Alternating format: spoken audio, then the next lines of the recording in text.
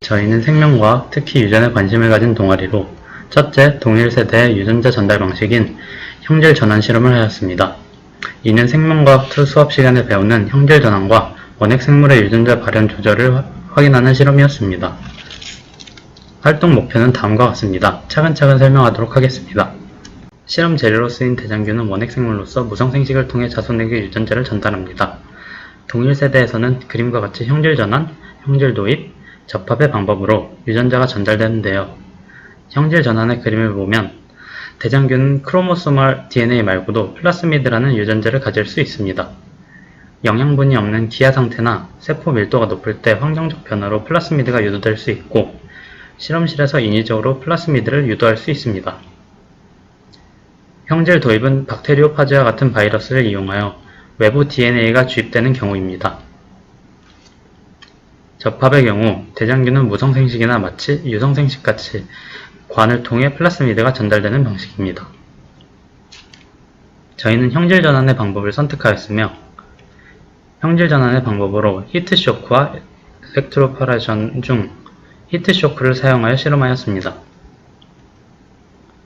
형질 전환에 사용한 플라스미드인 PGFP 플라스미드에 대해 말씀드리면 셀렉터블 메이커는 베타락탐 계열의 항생제인 암피실린을 분해해 박테리아가 암페실린에 대한 저항성을 갖게 하므로 형질 전환된 대장균은 암피실린 배지에서도 살아남을 수 있어 형질 전환 여부를 선별해 줄 것입니다. 인듀시블 프로모터는 T7 RNA 폴리머레이즈가 결합하는 부위로 T7 RNA 폴리머레이즈가 인듀시블 프로모터에 결합하면 이후 유전자인 컬러 프로테인 진에 발현될 것입니다. 컬러 프로테인 진은 GFP 유전자로 생물 발광체인 해파리에서 유래한 것이며 이 유전자가 발현될 시 자외선이나 청색의 빛을 흡수한 후 녹색빛의 형광을 방출할 것입니다. 저희는 자외선의 빛을 쏘아주었습니다. 그림은 GFP의 구조입니다. 앞서 컬러 프로테인 진의 전사에는 T7 RNA 폴리머레이즈가 필요하다고 했는데요. T7 RNA 폴리머레이즈 진은 대장균의 크로모소멀 DNA에 있습니다. 이는 IPTG인 저당 유도체가 있을 때 전사되는데요. IPTG를 이해하기 위해서는 대장균의 유전자 발현 조절인 오페론을 이해해야 합니다. 위의 그림을 보시면 저당 오페론이 있습니다. 이는 저당을 분해하는 효소 유전자를 가진 것으로 대장균은 에너지원으로 단당류인 포도당을 주로 사용하지만 포도당이 없을 경우 이당류인 저당을 사용합니다. 저당을 이용하기 위해 이당류를 단당류로 분해해줘야 하는데요. 이때 저당 오페론 유전자가 발현되어 저당 분해 요소가 나오게 되는 것입니다. 즉, 아래 왼쪽 그림에 저당이 없을 때는 저당 분해 요소가 발현될 필요가 없어 항상 발현하는 조절 유전자인 억제 단백질이 오페론 작동 부위에 붙어 RNA 중합 효소가 프로모터에 붙지 못하여 전사가 일어나지 않습니다. 그러나 오른쪽 그림처럼 저당이 있을 때는 저당 분해 요소가 발현되어야 하므로 저당 유도체가 억제 단백질에 붙게 되고 억제 단백질은 작동 부위에 붙지 못하여 RNA 중합 효소가 프로모터에 붙고 전사를 하게 되어 저당 분해 요소가 발현되는 아주 효율적인 기적이 되겠습니다. 우리가 쓰는 IPTG는 저당 유도체입니다. 다시 앞에 슬라이드를 보시면 IPTG가 리프레스 억제 단백질과 붙고 RNA 중합 효소는 락 프로모터에 붙습니다.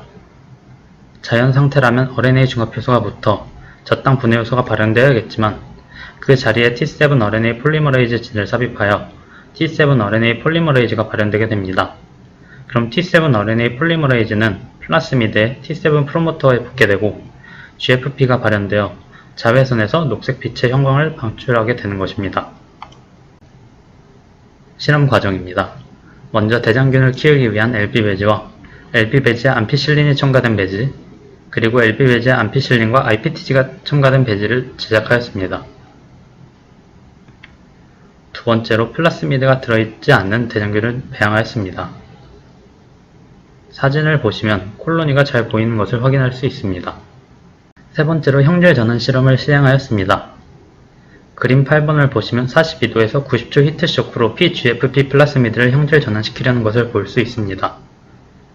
사진은 익숙하지 않은 실험 도구 사용과 정밀한 실험이라 집중하여 실험하는 모습을 볼 수 있습니다. 마지막으로 형질 전환된 대장균을 하루 동안 배양하였습니다. 다음은 실험 결과의 형질 전환율을 계산하는 방법입니다. 실험 결과를 살펴보면 성원이가 마이크로그램당 1360개의 형질 전환율로 가장 결과가 좋았습니다. 표를 살펴보면 마이너스 PGFP는 플라스미드를 형질 전환시키지 않은 것으로 대조군이라고 볼 수 있습니다. LB 배지에서는 대장균이 아주 많아 뽀얗게 자란 것을 볼 수 있고, LB와 암피실린이 포함된 배지에는 플라스미드가 없기 때문에 대장균이 하나도 자라지 못한 것을 볼 수 있습니다. 플러스 PGFP는 플라스미드를 형질 전환시킨 것으로 암피실린의 내성을 가진 대장균이 자라는 모습을 볼 수 있습니다. 밑에 자외선을 비춘 결과를 보시면 플러스 PGFP가 IPTG가 없는 곳은 GFP가 발현되지 않아 녹색 형광을 못 띠지만, IPTG가 있는 곳은 GFP가 발현되어 녹색 형광을 띠는 결과를 확인할 수 있었습니다. 오른쪽 예찬이의 형질 전환율은 마이크로그램당 160개이고 현재 형질 전환율은 마이크로그램당 80개인데, 현재 콜로니를 보면 트랜스포먼트 주변으로 세틀라이트 콜로니를 볼 수 있는데, 이는 트랜스포먼트에 의해 암피실린이 분해되어 그 농도가 낮아지면 그 부위에 트랜스포먼트가 아닌 셀들이 늦게 자라는 현상입니다. 이건 제 결과인데 실험 단계에 실수가 있었는지 결과가 나오지 않았습니다.